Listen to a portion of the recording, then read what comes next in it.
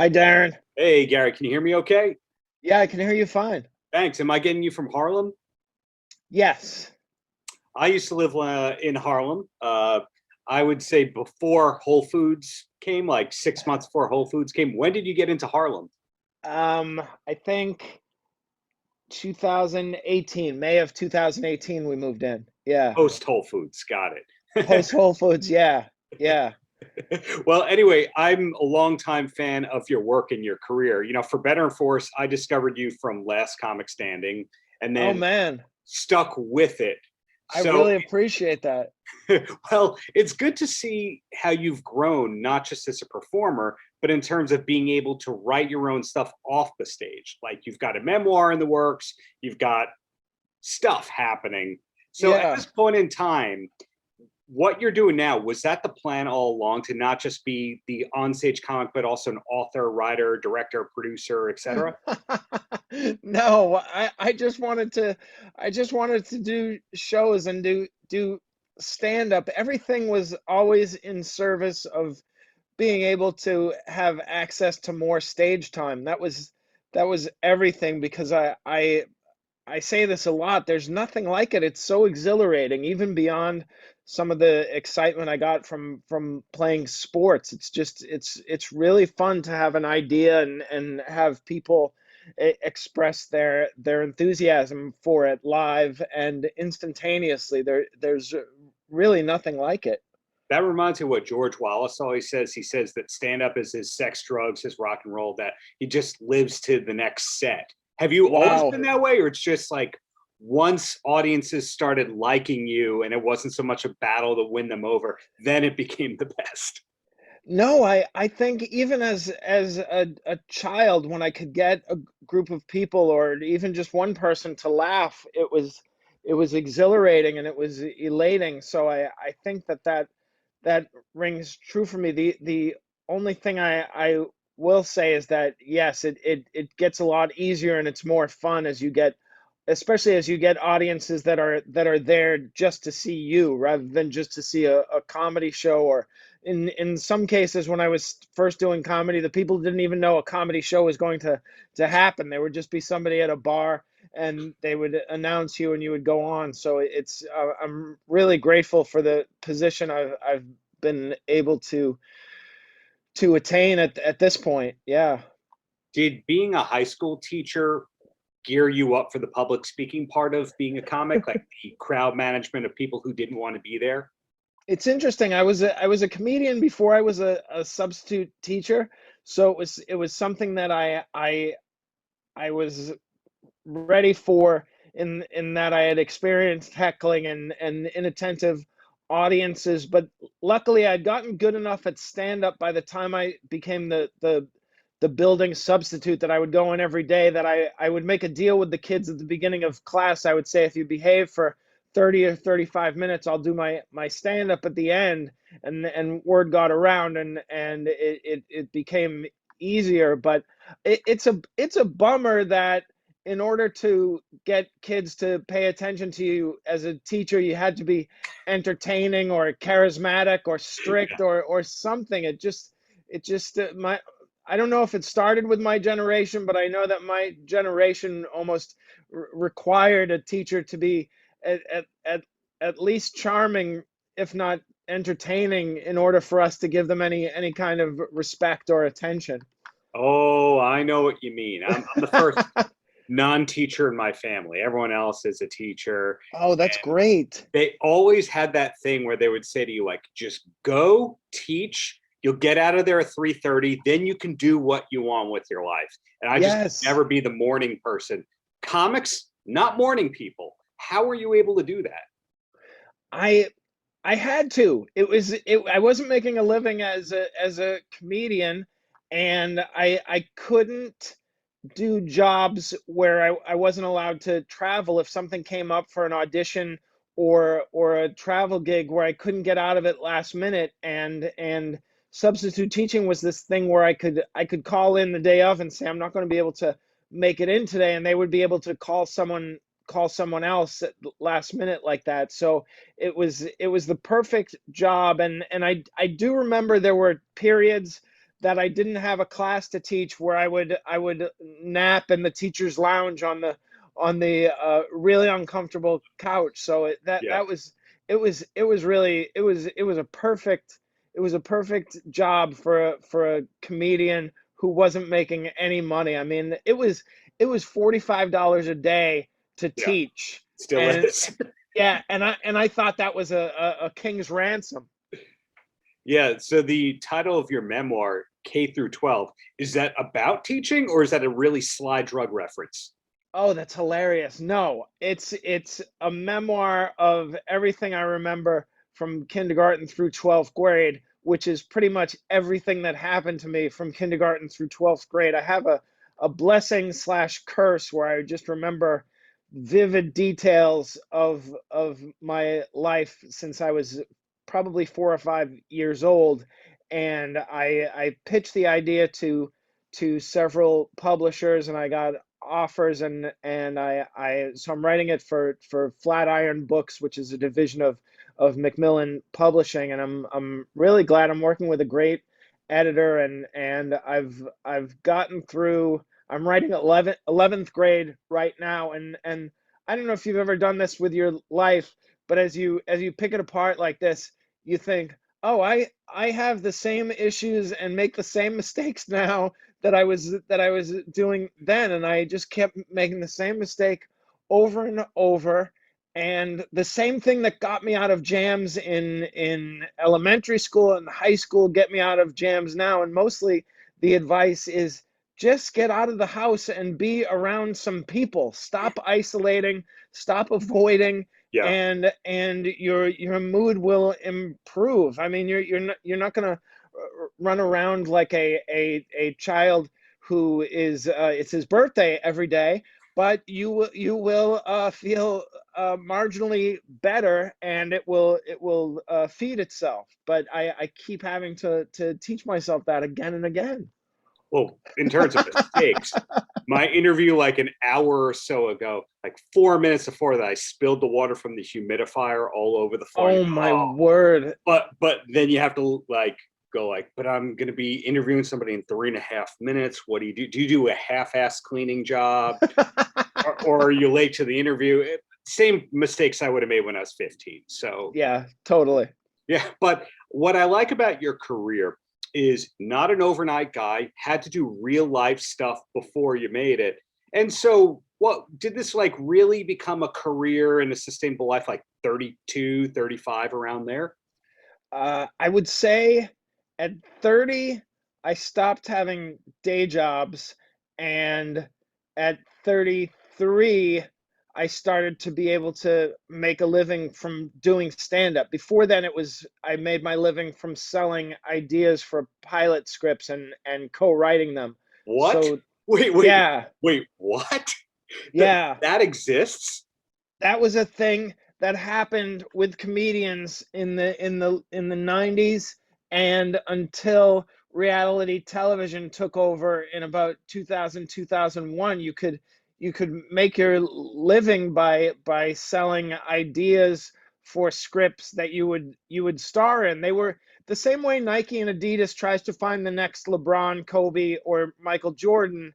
Networks were Oh, trying to networks were trying development to find deals. yes networks were Oh, trying to yes okay. networks were trying to find the next Jerry Seinfeld or Tim Allen, and they thought it was always going to be a 20 something on stage, which it panned out for some people, but for most of the people we just got sort of a sponsorship to do bar shows for most of our 20s and 30s. Yeah, we have this. I'm dialing in from Long Island, a town called Long Beach, and we have this weird workout room kind of comedy venue that once or twice a month a really famous comic appeared. You should appear there at some point. It's Oh called the wow. Beach House. Like Jim Brewer played there, Sarah Silverman, T.J. Miller. It's just this random pop up kind of thing. One thing I'm curious about with your career is what percentage of your gigs are like your Carnegie Hall, your theater, your traditional touring versus like warm up shows, workout shows? Do you Oh, have a that's it. formula to that? Yeah, that's a great question. I don't think it's a formula. It's just that when I'm working on a new hour, I'm probably for, I guess, from fall till spring, I'm on the road. Probably I do between 6 and 8 shows on the road in a theater, and then during the week I'm going to the Comedy Cellar or the Gotham Comedy Club or New York Comedy Club, and I'm doing between 5 and 10 shows there each week. So that's, Oh, wow. Still yeah. 5 to 10 a week. Yeah, that's, I mean, that's the formula for me, but I must also add that part of the draw of the comedy clubs is that it's a little bit of a social life. So I get out to be with friends and talk and have meals and catch up with people, and which is part of my, also part of my mental health regimen, which is to not stay indoors all day and bug my wife. Well, I think that's really funny. That's really true. And another thing that's admirable about you is how great you are with giving advice to young comics on social media. A lot of other comics would go, step off. And you're very welcoming. I can't think of many comics who actually talk to unsuccessful comics. So you're in rare company right there. Oh, I mean, but when you think about unsuccessful comedians, for the most part, they're it's mostly just a case of them not having found, or their audience hasn't found them, or they haven't found their audience, whichever way you want to slice it. So there are comedians who are every bit as funny as me. They didn't have that abbreviations of the states joke go viral from Conan, and I was very fortunate for that. And then I was able to turn my mental health issues into something that expanded my audience. So I'm very grateful for the opportunities I've had, but also I recognize that I've asked a million comedians a million questions over the years, and they've been so generous with me. So it's just, I must say I never saw the movie, but I understand the idea behind paying it forward. It just, the thing they don't tell you about doing things for other people is that it feels really good, and it's energizing, and it's usually appreciated. And so when I meet new comedians, especially comedians who you can kind of recognize they're in it for the right reasons, which is that they love jokes, they love comedy, they love words. They're not trying to Mhm. get famous. They just enjoy being funny and hanging out with interesting different people. So I'm especially drawn to them, and I see myself in them, and I will sometimes more important than any kind of technical advice is just saying to somebody, "You're really great at this, and please don't get discouraged and worry about whether you're famous or rich or any of those things. If you're improving and if you're getting funnier, the audiences will find you, and you don't have that much control over it, but you do your best, and you enjoy yourself while you're doing it." I really appreciated the encouragement. Sometimes it was just from a waiter or a waitress saying that they thought I was really funny, and it's like, well, they see a lot of comedians. They aren't just telling everybody how funny they are, so it feels really good. It's cool to hear that you're not seeing yourself as competing against other comics, that you can peacefully coexist. And I think about, I mentioned my father was a teacher. He was somebody who wanted to be a comedy writer. So in the 70s, he was sending letters in the mail and jokes to comics. And Oh, he kept wow. his list of rejection letters, like, sorry, I write my own jokes, Stu, Rodney, like That's hilarious. that and Henny Youngman. And it's kind of like these letters were not going, but I'll meet you for lunch, but I'll meet you for coffee. Whereas you give off the vibe of, yeah, if you're good, yeah, stop by the set and I'll talk to you. So it's just really Yeah. refreshing to see how you give back to the craft. Yeah, I mean, like I said, there have been so many comedians who've done that for me, and so and also I need the interaction, and I love talking shop. I love talking jokes. I cringe when comedians want to talk about getting an agent or getting road work and things because I just don't know. The only thing I really could control over the years was my notebook, and so I really tried to put all my energy into that, and it generally pays off. At the very worst, you'll be a better comedian. Whereas trying to get an agent, man, I wouldn't know how to start to tell somebody to do that. But I know which words are funnier than others, and I know certain sentence structures work better in certain things, and I can give people ideas of uh, jokes or taglines or ideas that they might want to pursue. Mostly, I've taken my formula over the years is just to take jokes and make them longer, and it's an easy piece of advice to give to somebody who's starting out, which is because the hardest thing when you're first starting out is building enough time so that you can do this for audiences and make a little bit of money, or at least get on stage frequently. It's hard to build material. Oh yeah. Oh yeah. Yeah. Well, one thing I can't figure out about you is even though you're an open book, what's your number two hobby or passion besides comedy? Are you a music guy or a sports guy? Because hey, I know you do have your athletic background, but people who leave football tend to hate football. That's a great point. I don't, it's not so much that I hate football. I hate football practice and all the things that weren't involved in playing in the games. The games were pretty fun, but I will say that the thing I do more even than write comedy or perform comedy is I read all the time, man, which I think is such an important component of writing, to just to fill up your head with ideas and your inventory of words and sentences and rhythms and things like that, and so that is probably the thing that I do second most. And then I play basketball almost every day, either by myself or with teenagers who break my ankles by crossing me over. I mean, I don't know if you've played basketball with young people, but they're all like globetrotters. The way they handle the ball, it drives me insane. They're so good.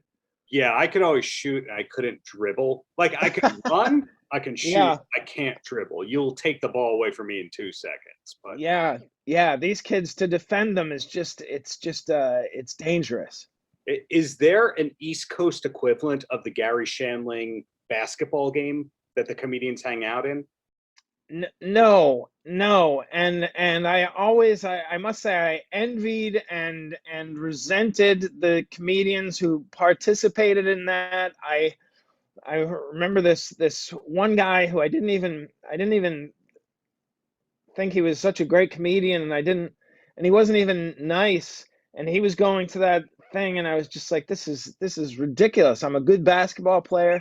I'm nice. I'm funny, and I'm not I'm That's not getting invited to this thing. So it filled me with so many awful feelings and sins of envy that I don't know of one on the East Coast, but maybe someday I can create it. But the thing is that I'm never going to own my own basketball court in my backyard. That seems like a one of the requirements to host a basketball game every Sunday. Also, I uh, think it was catered. so what I think I'm hearing is they were playing basketball, but it had nothing to do with basketball. Also, it had nothing to do with me, which is aggravating and infuriating. So yeah, it was more than basketball, and I would actually love to know what the quality of the games were. It might be that if you were too good, maybe you weren't invited. That's what I'm thinking it was. And the two equivalents I can think of in doing all my nerdy research on things, that there's I found out that there was this like 80s hard rock guy softball league that's how like half of the people who played with David Lee Roth got into their gigs in their bands because they all played in the league. Like, they'd be in the dugout and like, oh, what are you working on? Oh, yeah, we're looking for keyboard player on this. Oh, yeah, come by the studio. And lots of people got Wow. those gigs from that. And then I know that all the British rockers who live in LA have soccer games. And I think like Rod Stewart is playing in them. And the Wow. singer of Weezer is in them, even though he's not British. So I like to find out about these weird subcultures that have nothing to do with people's careers. So what I'm getting at is you need that East Coast. Yeah. But do you where did you I've never heard about that softball game, but that sounds fascinating. Where did you find out about that? Well, I'm writing a book about David Lee Roth, and are you a fan? Oh my gosh. And also I think that his book Crazy from the Heat is a very underrated memoir. Yes. I found it riveting, and also I had no idea he was such a militant Jew. Yes. I was just blown away by that, and I yeah, I really admire him. I don't know if you've had a chance to. I'm sure your research takes you everywhere, but he gave a great interview to Mark Maron that just I found so inspiring. I like that Marin was the only person that basically Roth has this vocal tick. And by the way, if you're pressed for time, No, Katie, text I'm me. not. Okay. Yeah. Roth has this vocal tick where he starts a story and he goes, okay. He'll be like, so I went to the supermarket and I saw this guy. Okay. And so he does that kind of thing. And his other one is like, Yes. you know what I mean? And Marin a few times goes, no, I have no idea what you're talking about. And I think that was the only time I ever saw that in a Roth interview. Wow. That's it, I can't wait for this book, man, because he really is a fascinating guy and immensely talented, but really deep. Well, thank you. Yeah, I interviewed him in '03 when I was like 18 or 19 and 20. I don't know how old I guess I was 21. Okay. Uh-huh. And he was nice, but then I like recently unearthed and I listened to it and I went, oh, that was not a good interview. You should have asked him X, Y, and Z. But then you realize he's going to steamroll over you no Oh matter yeah. what with stories. But Yeah. I wound up talking to this guy named Jesse Harms, who played keyboard for Hagar, and he also played on a Roth album, Eat 'Em and Smile. And I think he's the only guy who played with both of them. And had you get the gig, and he talked about the softball thing. And then I was interviewing like 6 months later, Roth's drummer in '94, Ron Wixow. It's like, how'd you get the gig? Well, there's a softball game. I realized it's the same softball game that all these guys from REO Speedwagon and Hagar and Journey played in. Wow. That is really cool, man. So when do you think the book will be out? Well, I first have to survive these Vegas Roth shows. Any chance you're going to any of these Roth final shows? Oh man, I would love to, but yeah, it's difficult. When is the what is the timetable on them? Because I follow them on Instagram and I see that they're being advertised, but when is what is the timetable on them? First one is December 31st, and I think the last one is January 18. Oh And man. I was going to Vegas anyway, bought tickets to two, and then he announced it. And I said to my wife, should we extend our trip? Yeah, we should go. And then I jokingly said at Beth, we should go to all of them. And she's like, we should. And I went, oh. Oh, And that's then amazing. he announced 4 more. And I jokingly said, yeah, we should maybe go to 1 or 2 more. And she goes, let's go. So I'm Oh, going to that's see it awesome. 7 times, which is a lot. Now, I mean, here's how I can correlate him to comedy. And I think he's hilarious. but when you hear the same joke 7 times, like who's your favorite comic? Are there any comics that you could see 7 times in about 3 weeks and still find it hilarious? That's interesting. I mean, to me, my favorites right now are probably like Todd Glass and Eddie Pepitone and Andy Kindler. And Oh, okay. They're crowd the work guys. Yeah. yeah, they do some crowd stuff, but also they improvise and things like that. But yeah, that is interesting to see the same routines over and over and over again. And sometimes you lose some of the magic when you know what the trick was. So yeah, I understand that. The first time I saw Roth, I went, this is the best show I've ever seen. And then I happened to be in Japan like 6 months later, and he's playing like, oh, I'll go. And he did the same exact show. I went, okay, pretty good. Right. But the thing is, that includes him talking in Spanish. He was talking in Spanish in Japan. Wow. So that is wild. I love it. I must assume you have not spoken in Spanish in performance, but one day. No, I'll throw a little Yiddish or Hebrew in there, but no Spanish. Wow, that's amazing. But yeah, he grew up in Southern California, so that makes sense. Well, he was first a Massachusetts guy like yourself. Really? Yeah, he was born in Indiana. Then his dad's medical school stuff took him to Massachusetts and then to Pasadena. Wow, I didn't realize that. Where in Massachusetts did he live? Not Peabody. No. I can't think I definitely would have known if he was from Peabody. He'd be our most famous citizen of all time. Yeah, it happens. But he's somewhere in Massachusetts, and then he became Diamond Dave in Pasadena, living in the dad's mansion. And wow, that's the guy we love. Oh, man. So 2 quick questions, and then you are a free man because you have to get out into the world and talk to people. Yes. First one is Life in Beth is coming to Hulu. Do we know when? Do we have a premiere date or anything like that? I don't have a premiere date, and it keeps it doesn't keep changing. It changed once. I thought it was coming out in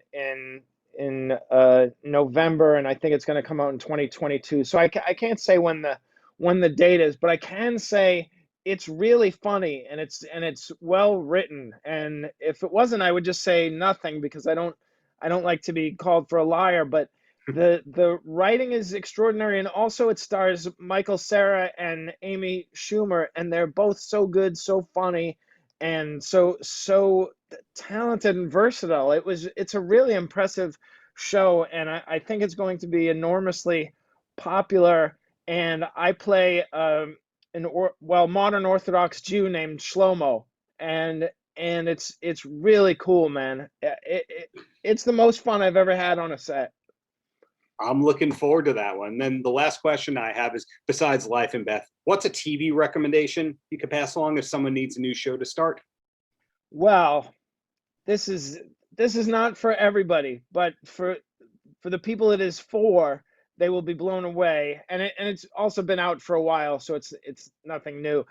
Rick and Morty blows me away. Every single episode, I'm just astonished by the originality and the laugh out loud funniness of it. Yeah. Paltrocast.